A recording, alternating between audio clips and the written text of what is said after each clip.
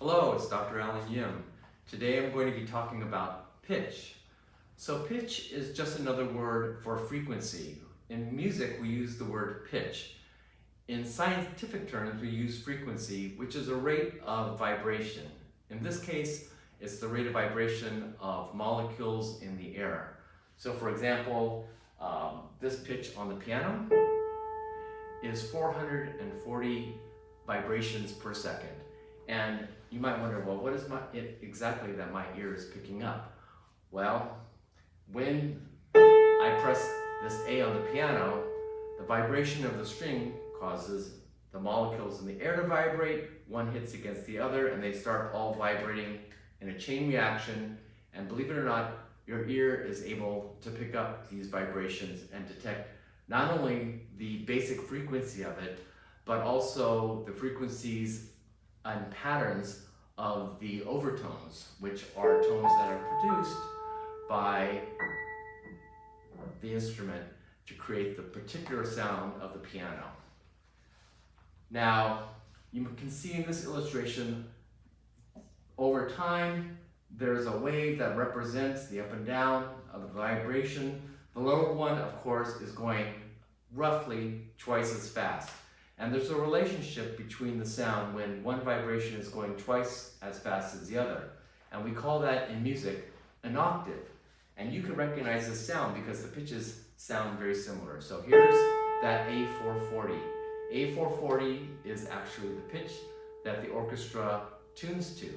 And the oboe plays this pitch normally. And if I play this pitch an octave higher, they almost sound, the upper note kind of blends in with the other one, or an octave down.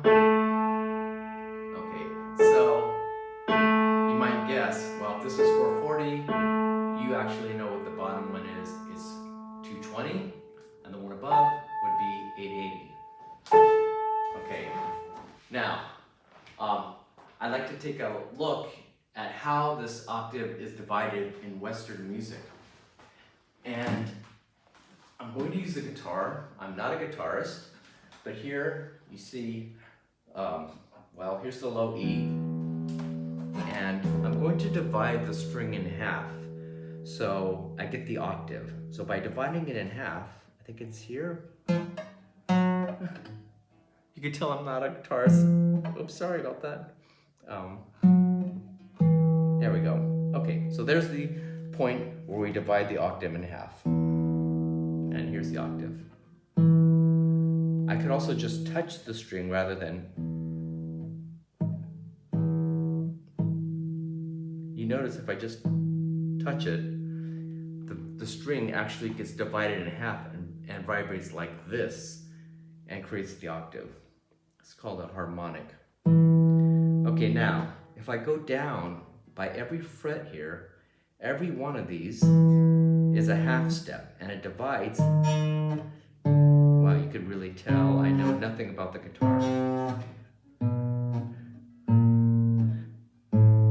So each one of these frets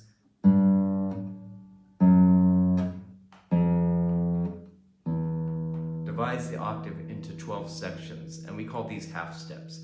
This is the typical, or this is the way we in Western music divide up the octave. On the piano, it's the same thing, going from one note to the very next note on the piano. So I'll play that for you on the piano. Starting from that E, going down the piano. So here.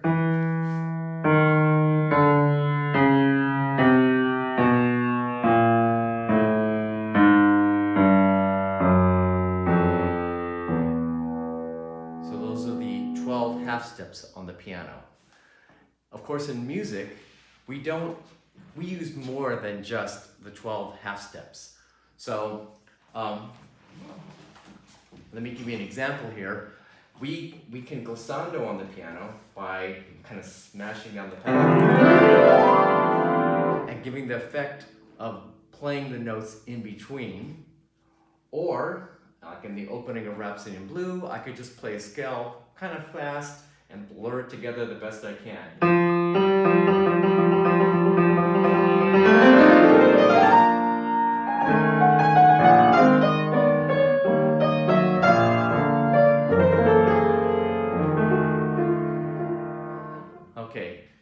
the best, and actually this piece was orchestrated after George Gershwin wrote it, and he gave the solo to the clarinet, so you can listen to how it sounds in the orchestra. And here you'll hear the slide.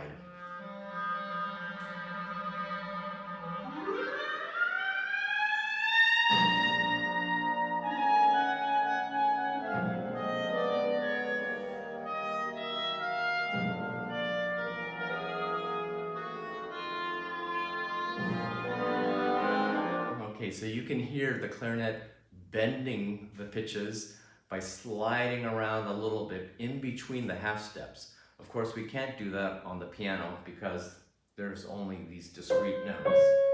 Another example you can hear is in the piece we heard earlier, Threnody for the Victims of Hiroshima.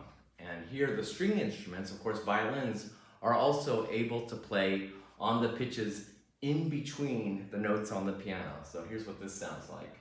And I'm going to have to skip a little bit forward. So let's skip forward to here. And you'll see this little bit.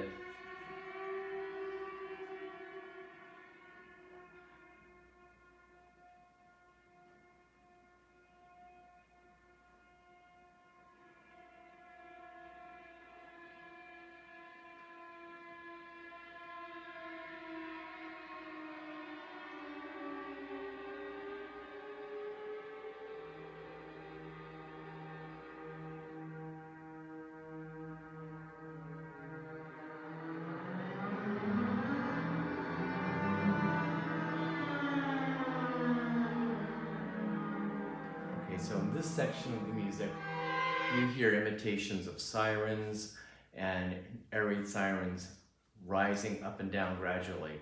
And in the Rhapsody in Blue, of course, you hear the clarinet moving up and down. Now, there are many instruments that can slide between pitches, and I have one kind of unique instrument here. This is a Flexatone, my rusty Flexatone.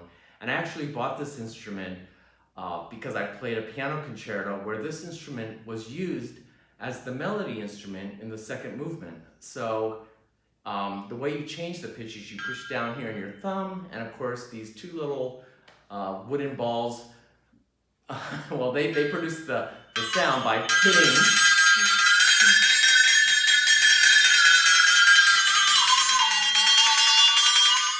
So you might imagine this is an instrument, a percussion instrument, that's extremely difficult to control, but it is pitched and you have to work at it to get the pitches to be precise and in time while managing the dynamics, the louds and the softs, by how hard you shake this thing.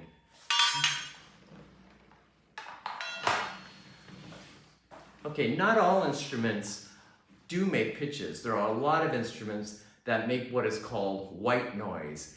And if you think about the frequencies in sound, it's a little bit like specific colors. But we do have sounds that are not colors, and we call these sounds maybe white noise, like the static on a TV or on the radio, or maybe the sound of the ocean. And I have an instrument here that I got from Bali last summer. It looks kind of like this. I'm not sure if this is an actual instrument that is used or if it's kind of like a toy, but it's made from a cardboard cylinder with a spring on it, and it sounds like this.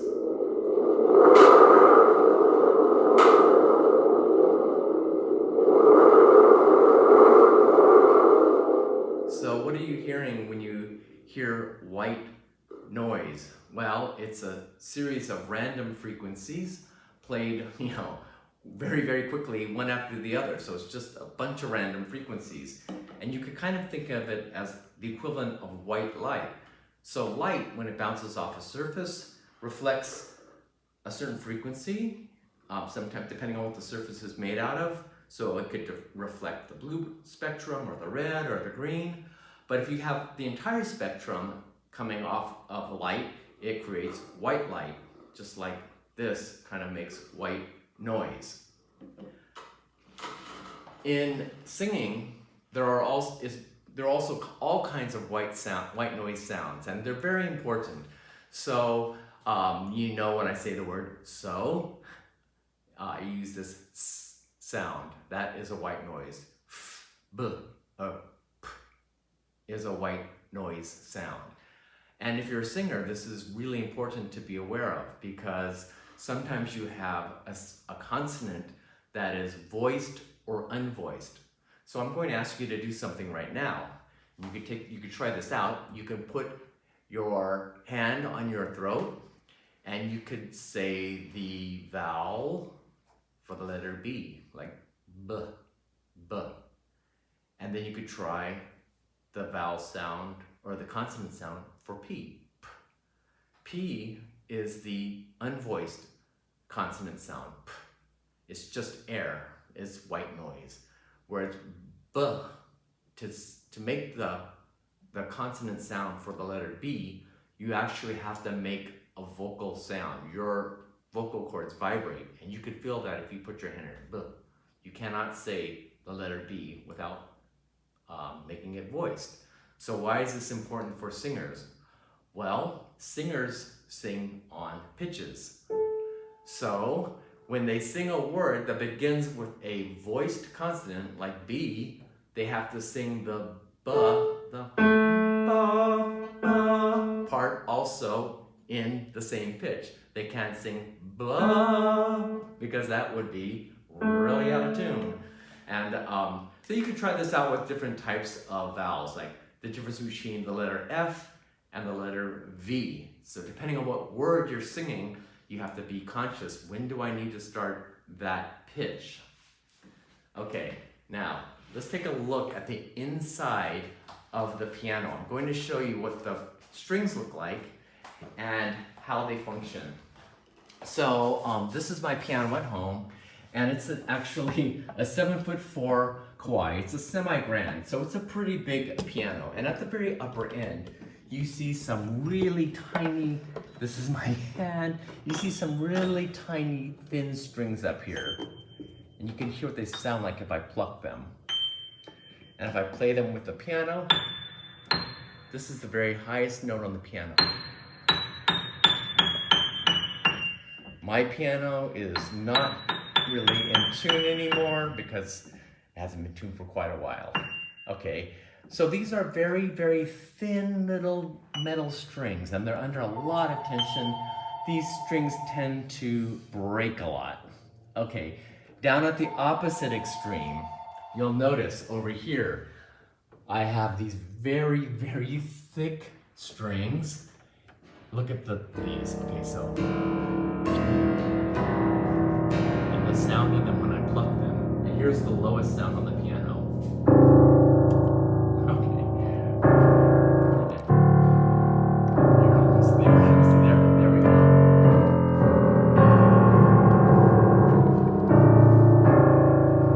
Okay, and on my piano, if you back up a little bit here, you can see all over to the right.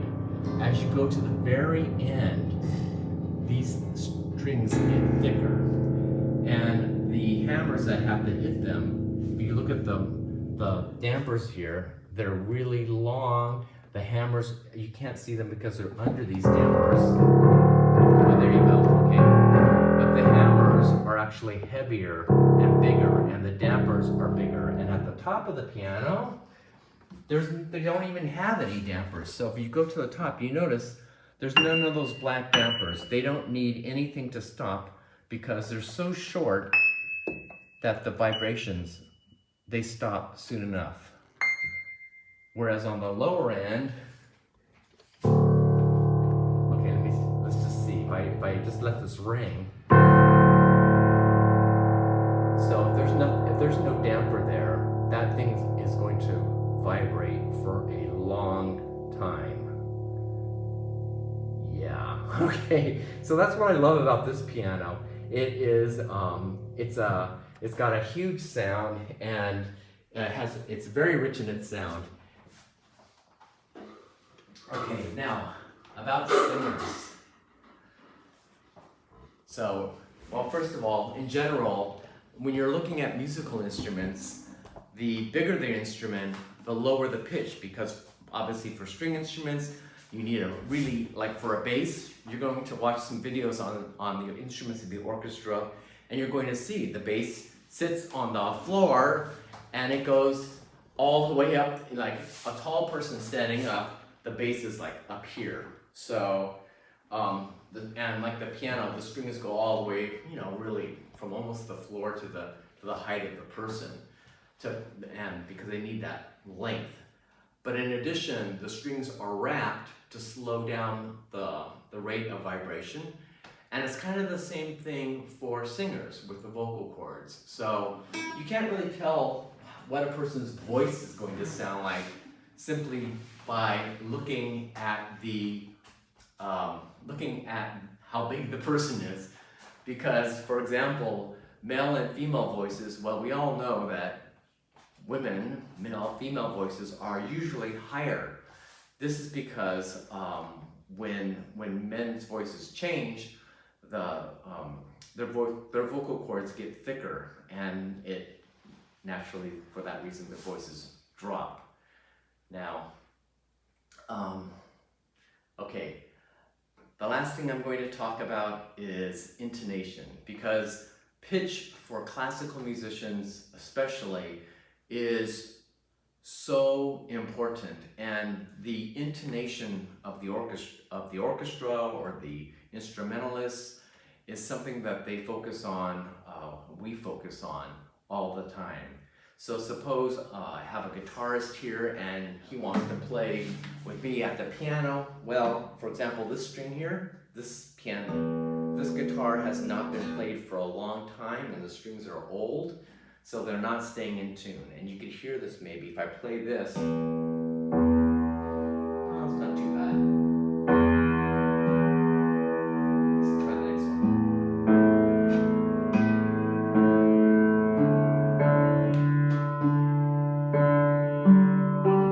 Ooh, okay, so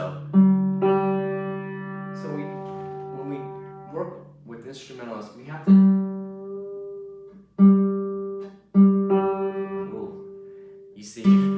to tune the instrument so they're in tune. Well, it's not quite there yet.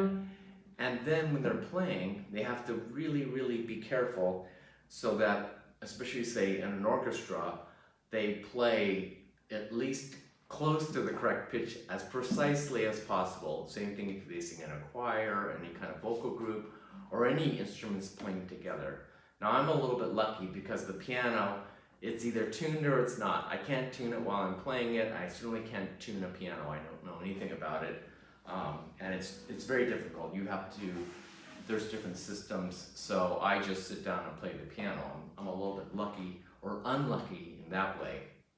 So for singers, I'm going to mention one last thing, and that is the term sharp and flat. So sharp, basically, it means raising the pitch up or having a raised pitch. And there is a symbol for that you'll see later. It looks like this. So the sharp looks a little bit like a number sign, and a flat looks like the letter B. Now, in a piece of music, a sharp raises a pitch up a half step. So if I say this is a G, and you'll learn about this in the next video, G sharp is just the next note higher. G flat is just the next pitch lower. For a singer, if you tell a singer, or an instrumentalist for that matter, that they're playing flat or sharp, it generally means that they're playing out of tune and that their pitch is either a little bit too high or a little bit too low. Now I'm going to give you a couple of examples. The first example is an intentionally out of tune sounding piece. This is quarter tone pieces by Charles Ives. Charles Ives is an American composer, and he wrote pieces for two pianos. Each of the pianos is tuned a quarter step from each other. So in other words, one piano is tuned in between the other one. And when you hear it, it gives the most peculiar effect. Charles Ives, of course, wrote in the 20th century during this time of experimentation. So let's take a listen to what this sounds like.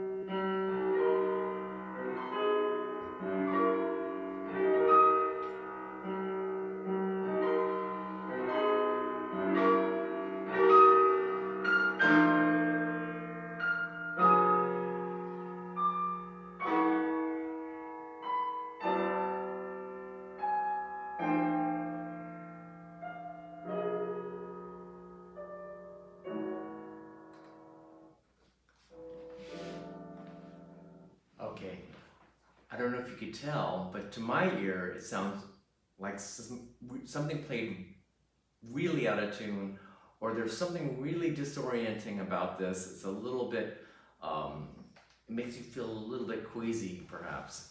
Okay, how about out of tune singing? Well, there was a singer back in the early, the late 19th century, early 20th century, famous for her out-of-tune singing, and in fact there was a movie made about her life that starred Meryl Streep, who actually likes to sing. So her name, Flora Foster Jenkins, and she's quite famous still, and people still listen to her because the way she sang so out of tune was actually quite entertaining. So here she is singing the opening of the Queen of the Night aria, a very, very difficult aria by Mozart.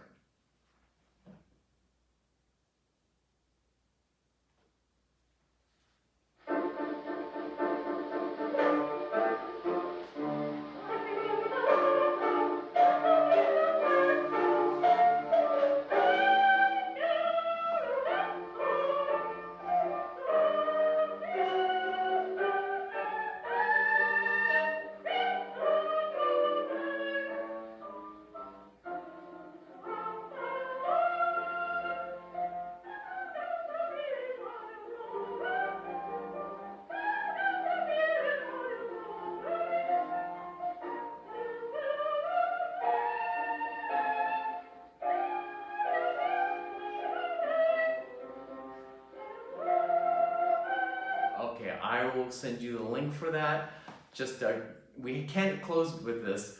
I'll play a better version of it, just the opening of it, and I'll tell you a little bit about the story. So in this aria, the Queen of the Night is instructing her daughter to murder her husband, her father, in other words. Turns out later that really the evil person is the Queen of the Night. She claims it's her father, her husband, that's the evil one, but obviously it is her, since she's trying to instruct her daughter to kill. And here is the original, or a professional version of this same music.